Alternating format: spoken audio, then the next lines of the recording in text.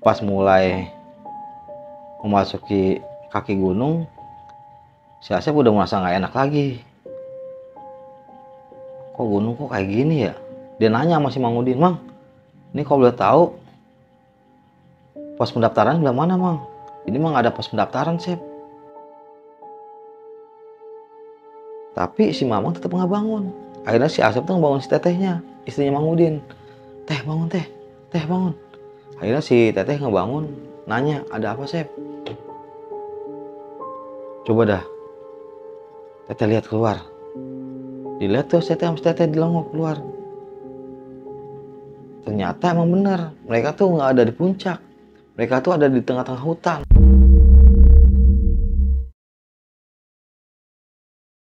Bismillahirrahmanirrahim. Assalamualaikum warahmatullahi wabarakatuh. Balik lagi di SPLO Sang Pewaris Leluhur Official. Dan masih bersama gua, Bang Dul.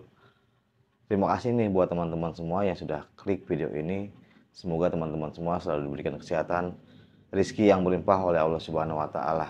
Nah, pada kisah kali ini gue coba akan membawakan sebuah cerita tentang kisah pendakian mistis di salah satu gunung yang berada di daerah Garut. Buat teman-teman semua yang penasaran dengan ceritanya, boleh simak videonya sampai selesai, jangan di skip, dan jangan lupa bantu supportnya dengan cara like, share, subscribe, dan jangan lupa juga aktifkan juga lonceng notifikasinya. Tanpa berlama-lama lagi, langsung aja kita masuk ke ceritanya.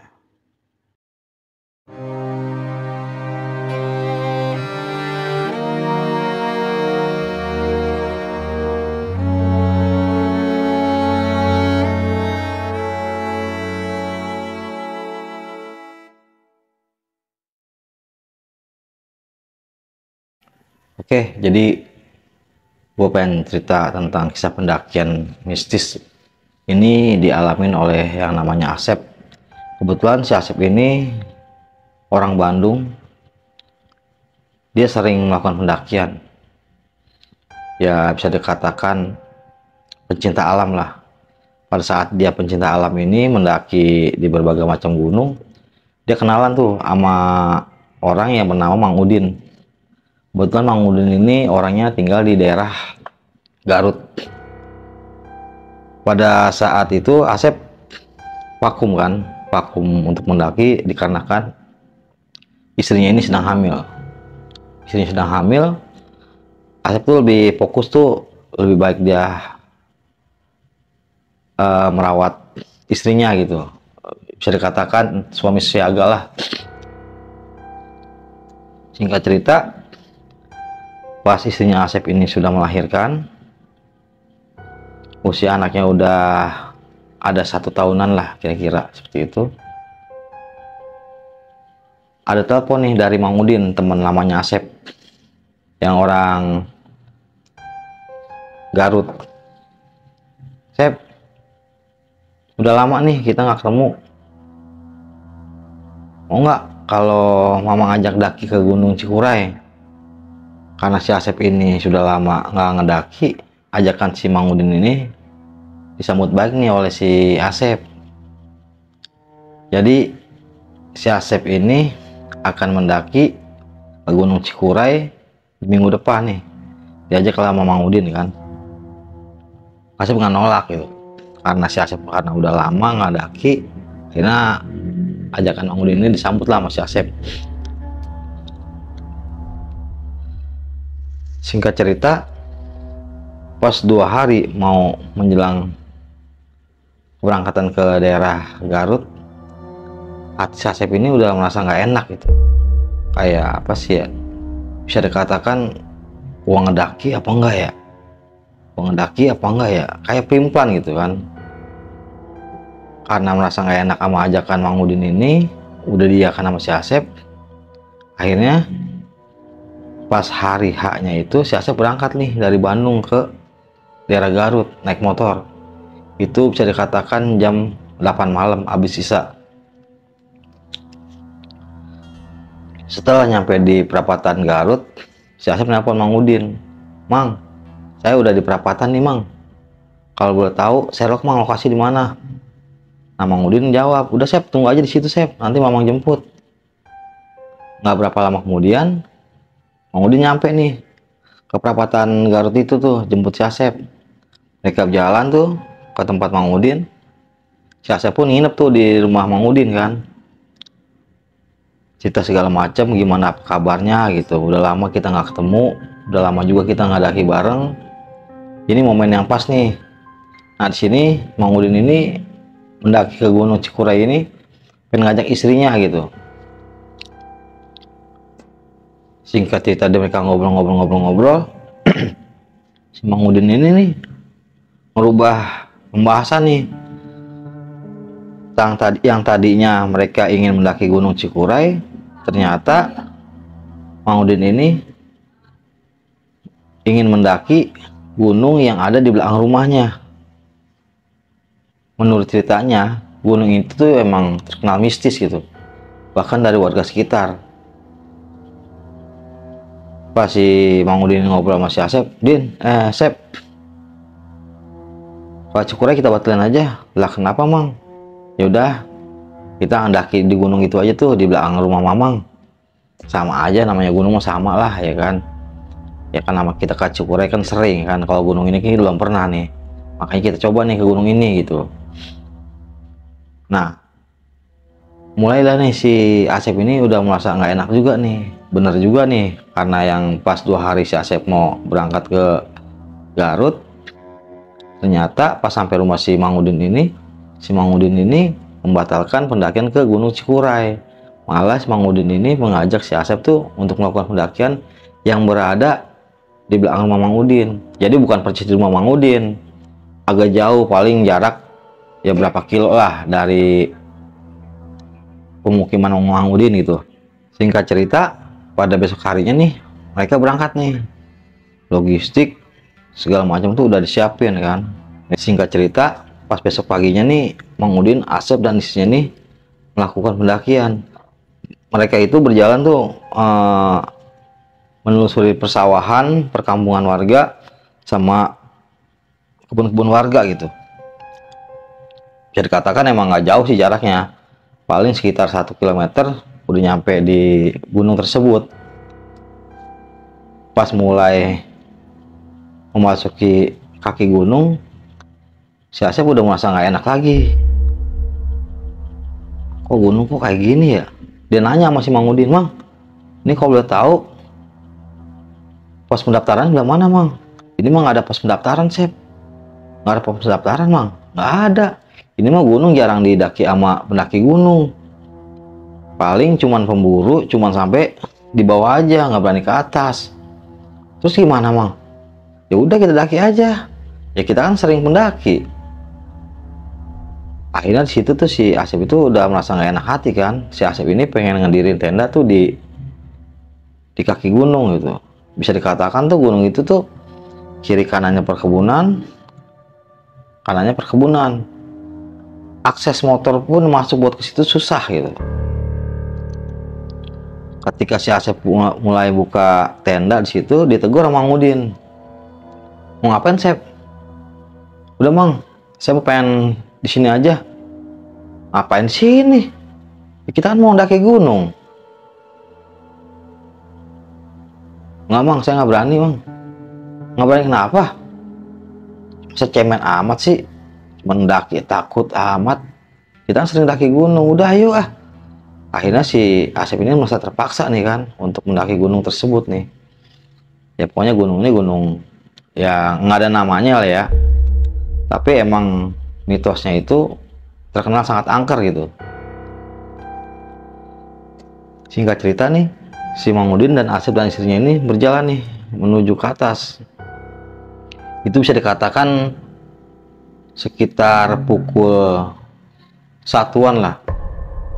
Selang berapa jam mereka berjalan, Asep nih menengok ke sebelah kanan. Nah di situ tuh ada satu makam yang dikelilingi sama pepohonan. Asep bertanya nih kepada Mang Udin, Mang, sini Mang, kalau boleh tahu ini makam siapa Mang? Si Mang Udin pun bingung. Mang Udin pun ibaratnya nggak bisa ngejelasin kalau itu makam siapa gitu. Akhirnya si Asep ini punya inisiatif untuk ziarah ke makam tersebut. Akhirnya Asep, Mang Udin dan istrinya tuh untuk ziarah ke makam tersebut itu. Nah, sampai di makam itu, di batu nisannya tuh nggak ada namanya. Mang Udin lalu bertanya kepada Asep, "Sep, kita mau ngirimin doa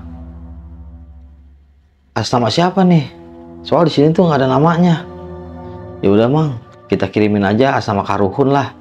Anggaplah ibaratnya makam ini makam Karuhun gitu." Akhirnya setelah mereka mengirim doa pada makam tersebut, mereka mulai melanjutkan perjalanan lagi nih menuju puncak gitu.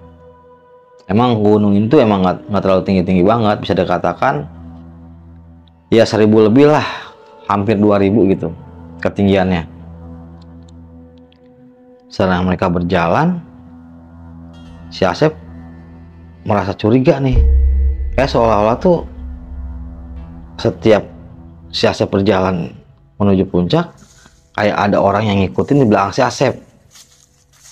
Tiba-tiba si Asep ke depan nih kan, ke depan, di posisi depan gitu maksudnya. Mang Udin negor, "Sep, kenapa? Ada apaan?" "Enggak Mang, udah Mang, jalan aja Mang." Pas si Asep nengok lagi ke kanan, ke arah makam itu, nah si Asep nemuin kayak orang betapa, tapi kayak bukan manusia, tapi mukanya muka manusia gitu. Badannya itu dipenuhi dengan lumut. Akhirnya si Asep pun nggak ngomong ke Mang Udin. Jadi kejadian itu tuh cuma si Asep aja yang tahu. Akhirnya mereka pun melakukan perjalanan nih ke atas. Tapi tetap aja kayak ada suara kaki langkah manusia tuh yang mengikuti si Asep dan Mang Udin. Tapi Mang Udin sini nggak peka. Mang Udin biasa aja, nggak curiga sama sekali. Nah, mereka pun nyampe di puncak nih. Di puncak nyampe itu sekitar pukul 5:30, hampir maghrib lah, hampir 5:30 maghrib. Mereka tuh mendirikan tenda tuh. Mendirikan tenda di puncak itu. Itu kota Garut tuh kelihatan. Kota Garut kelihatan. Ya pokoknya dengan padang savana tapi kota Garut tuh kelihatan gitu. Singkat cerita malam, mereka ngobrol-ngobrol nih kan, ngobrol-ngobrol, diriin tenda. Nah, mereka pun mendirikan tenda nih. Ditegurlah si Asep sama Mang Udin. "Sep, ngapain? Diriin tenda sini Mang." "Ya udah di sini aja." "Nggak enak Mang, kan Mama kan suami istri." "Ya enggak lah, nggak mungkin lah. Namanya gua di gunung begitu mah. Yaudah sini aja lah gabung." Bisa dikatakan tenda si Mamang ini kapasitasnya tuh 4 orang. Nah si Asep ini tendanya cuman kapasitas 2 orang doang gitu. Akhirnya si Asep ini satu tenda lah tuh sama si Mamang ya kan, satu tenda sama si Mamang. Singkat cerita malam nih, mereka tuh ngobrol-ngobrol tuh di depan tenda tuh sambil masak-masak, sambil nyeduh kopi kan. Nah singkat cerita jam 11 malam si Teteh masuk ke dalam nih, ke dalam tenda istirahat. Tinggal si Asep sama Mang Udin di luar. Mereka tuh ngobrol-ngobrol, pembahasannya tuh tentang kemana aja, apa kabarnya, udah punya anak berapa gitu. Pas setengah jam kemudian, Mang Udin dan si Asep tuh ngantuk gitu, ngantuk. Akhirnya mereka tuh masuk ke dalam tenda untuk tidur. Selang berapa jam kemudian, si Asep ini pengen pipis nih, pengen buang air kecil. Tapi pas buang air kecil itu si Asep tuh merasa takut gitu. Kok gua nggak kayak biasanya ya? Di gunung mana-mana pun ibaratnya gue berani gitu kencing sendiri. Tapi kok gue di sini gue nggak berani. Kayak dia merasa ketakutan gitu, kayak ada yang ngikutin gitu. Dibangunin nih si Mang Udin sama si Asep. Mang, bangun Mang. Anterin saya kencing. Si Mang Udin mungkin karena sudah pulas gitu ya. Jadi bahasa cuma nah doang gitu. Mang, bangun Mang. Ada apa sih? Anterin kencing Mang. Udah kencing aja sendiri. Gak berani Mang. Aduh kayak anak kecil aja sih. Udah kencing aja sendiri. Pas ketika si Asep mulai buka tenda, pemandangan di luar tuh sudah beda gitu. Tadinya tuh pas si Asep awal ngecamp situ puncak. Pas si Asep mulai buka sleting tenda itu itu kayak seolah tuh di luar itu hutan gitu, masih hutan. Beda sama si Asep pertama tadi ngecamp. Akhirnya tuh Mang Udin bangunin, Mang bangun Mang bangun Mang. Tapi si Mamang tetap nggak bangun. Akhirnya si Asep tuh ngebangun si tetehnya, istrinya Mang Udin. Teh bangun teh bangun.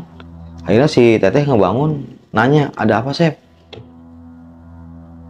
Coba dah, teteh lihat keluar. Dilihat tuh teteh sama teteh dilongok keluar. Ternyata emang bener, mereka tuh nggak ada di puncak. Mereka tuh ada di tengah-tengah hutan. Akhirnya si teteh pun panik, si Asep panik. Dibangunin lah nih Mang Udin. Sambil mukanya tuh dikesek-kesek gitu, biar si Mang Udin tuh bangun. Ada apa sih? Orang lagi tidur, pengen istirahat. Coba lihat keluar Mang, coba lihat keluar. Sambil nguncek-nguncek mata, Mang Udin tuh ngintip tuh keluar tenda. Coba kita ada di mana sekarang Mang? Kita ada di hutan Mang. Kita bukan di puncak. Akhirnya mereka pun bertiga panik nih. Mereka bertiga panik. Diskusi nih kan, diskusi langkah apa selanjutnya yang mereka akan lakukan. Akhirnya mereka sepakat nih untuk pindah dari lokasi itu. Takutnya ini lokasi yang mereka buat ngedirin tenda ini dunia lain lah, bisa dikatakan tuh mereka tuh menempati tenda ini tuh berada di dimensi lain gitu. Akhirnya mereka pun kemas-kemas untuk ngerapin tenda. Mereka melakukan perjalanan lagi. Ternyata bener aja, tadi awalnya mereka tuh ngedirin tenda tuh udah di puncak. Pas pada malam harinya mereka kemas-kemas untuk pindah lokasi, ternyata mereka bukan di puncak. Mereka tuh ada di suatu hutan yang sinar rembulan itu nggak masuk sama sekali gitu, bener-bener rimbun. Akhirnya mereka pun melakukan perjalanan lagi nih untuk mencari puncak. Tapi di sini kedengaran lagi suara kaki orang yang sedang mengikuti nih. Nah, si Asep ini mencoba nih untuk melihat ke belakang. Ketika si Asep melihat ke belakang, si Asep melihat sosok seseorang tadi yang sedang bertapa nih, yang badannya itu ditumbuh sama lumut. Itu bukan satu sosok doang, ada 4 sosok yang mengikuti rombongan si Asep dan Mang Udin. Bisa dikatakan orang yang bertapa yang ditumbuhi sama lumut, kuntilanak, pocong, sama orang yang nggak ada kepalanya. Tapi di situ si Asep nggak ngomong sama Mang Udin, pun sama si Teteh nggak ngomong. Si Asep diem aja, ayo Mang jalan Mang, jalan. Akhirnya mereka pun melakukan perjalanan lagi tuh. Singkat cerita, mereka pun capek. Akhirnya tuh mereka istirahat nih. Diskusi lagi. Ini kita mau ke arah mana lagi nih Mang? Soalnya kita udah jauh banget nih perjalanan nih. Tapi kita nggak nemuin puncak lagi Mang. Akhirnya Mang Udin pun mencoba menenangkan si Asep itu. Udah, tenang aja dulu. Kita bikin kopi dulu aja. Bikin kopi. Setelah bikin kopi, mereka melakukan perjalanan lagi. Ternyata sosok yang 4 orang ini masih mengikuti mereka. Nah, di situ mereka mulai panik tuh. Si Asep ini mulai bertanya nih kepada si Teteh, Teh, kalau boleh tahu Teh, maaf Teh ya, Teteh sedang halangan nggak sih? Awalnya si Teteh ini nggak ngaku kalau si Teteh ini sedang datang bulan gitu. Nah, akhirnya si Asep ini ngedesak lagi, Teh, jujur aja dah, Teteh sebenarnya lagi datang bulan nggak sih? Nah, akhirnya setelah si Asep ngedesak si Teteh itu, si Teteh pun jujur gitu sama si Asep. Iya Sep, Teteh lagi datang bulan, baru aja. Pantesan 4 sosok itu ngikutin si Asep dan rombongan Mang Udin itu karena si Teteh sedang berhalangan. Karena apa ya, bisa dikatakan tuh makhluk yang ada di hutan itu tuh tergiur dengan aroma darah haid si Teteh gitu. Akhirnya mereka melakukan perjalanan, udah bingung ya kan, mereka udah bingung, udah keliling-keliling. Kayak seolah-olah tuh mereka tuh ada di tempat itu lagi, nggak berubah sama sekali. Nah, ketika mereka sedang berjalan, mereka ditampaki oleh sosok yang badannya gede menghampiri rombongan mereka, rombongan si Asep maksudnya. Si Asep bingung tuh, udah ketakutan kan, langkah apa yang mau dilakukan gitu. Akhirnya si Asep lari ninggalin Mang Udin sama bininya karena udah panik gitu kan, kabur mereka. Jadi rombongan si Asep dan Mang Udin ini berpisah gitu. Nah, sosok itu masih ngikutin Mang Udin dan istrinya.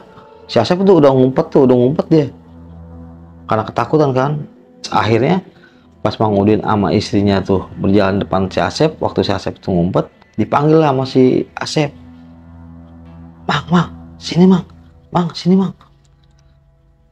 Akhirnya si Mang Udin ini dan sini nyamperin si Asep tuh, ngumpet juga di situ. Mana aja, Sep? Enggak, Mang, saya ketakutan, Mang. Saya tadi ngeliat sosok gede banget, posisinya persis depan saya, Mang. Mang Udin pun ngeliat gitu. Mang Udin pun ngeliat sosok gede tinggi itu gitu. Makanya si Asep tuh lari. Setelah si Asep lari, Mang Udin pun lari nih, tapi beda arah gitu. Mang Udin ke selatan, si Asep tuh ke utara. Saking bingungnya Mang Udin, akhirnya muter-muter di situ aja, ketemu sama si Asep, dipanggil. Akhirnya pun mereka ngumpet nih bertiga itu. Tapi sosok itu tuh masih kayak berkeliaran mencari si Asep dan Mang Udin gitu. Pokoknya tuh bisa dikatakan malam itu malam yang mencekam banget lah. Akhirnya mereka pun keluar dari persembunyian. Setelah makhluk itu nggak kelihatan, mereka berjalan lagi. Tiba-tiba di depan mereka nih kayak ada pocong jatuh di depan si Asep. Istri Mang Udin ini udah panik lah ya, udah nangis aja gitu, udah ketakutan lah. Akhirnya si Asep dan Mang Udin ini coba untuk menenangkan gitu, jangan sampai tuh terjadi hal-hal yang tidak diinginkan pada saat itu. Akhirnya mereka melakukan berjalan. Tetap makhluk ini tuh masih ngikutin terus, masih ngikutin mereka bertiga. Singkat cerita, mereka berjalan lagi nih, tapi di kuping si Asep tuh terdengar suara kayak ada yang ngebisikin, turun. Kayak ada makhluk yang bilang ke si Asep ini disuruh turun gitu. Nah, akhirnya si Asep dan Mang Udin dan istrinya ini coba untuk turun ke bawah. Lari tuh mereka tuh, lari tanpa arah gitu kan. Tapi makhluk ini masih ngikutin juga. Singkat cerita pagi, akhirnya mereka pun ditemukan nih sama warga yang ingin berburu. 3 orang ini, Asep, Mang Udin dan istrinya tuh ditemukan tuh di kaki gunung, udah dalam keadaan pingsan. Ditemukan sama orang yang sedang berburu hewan. Akhirnya nih orang yang berburu hewan itu memanggil warga lain lah gitu untuk minta bantuan. Akhirnya Mang Udin, Asep dan istrinya ini dibawa nih ke kampung. Dan alhamdulillah pada saat itu si Asep dan Mang Udin ini sadar, tapi si istrinya ini nggak sadar, masih tetap pingsan gitu. Akhirnya dipanggil lah sesepuh kampung tersebut untuk ngobatin si istri Mang Udin ini nih, si Teteh. Setelah diobatin, alhamdulillah istri Mang Udin ini sadar, tapi kayak orang linglung gitu, kayak orang ketakutan, seolah-olah tuh si istri Mang Udin ini masih berada tuh di hutan itu. Akhirnya setelah berapa hari nih, si Asep pamitan nih sama Mang Udin, Mang, mohon izin Mang, saya mohon pamit mau pulang ke Bandung. Soal saya ngomong sama istri saya cuman melakukan pendakian ini cuma 2 hari. Ternyata mereka tuh di dalam hutan yang ada di gunung itu selama 7 hari. Mereka tuh diputer-puterin aja tuh di hutan itu, karena tuh mereka tuh sudah berada di dimensi lain. Singkat cerita, si Asep pulang. Berapa bulan kemudian si Teteh meninggal dengan keadaan tuh yang nggak normal lah gitu, nggak wajar. Meninggal karena si Mang Udin sayang buat sama istrinya gitu ya kan, merasa terpukul lah gitu.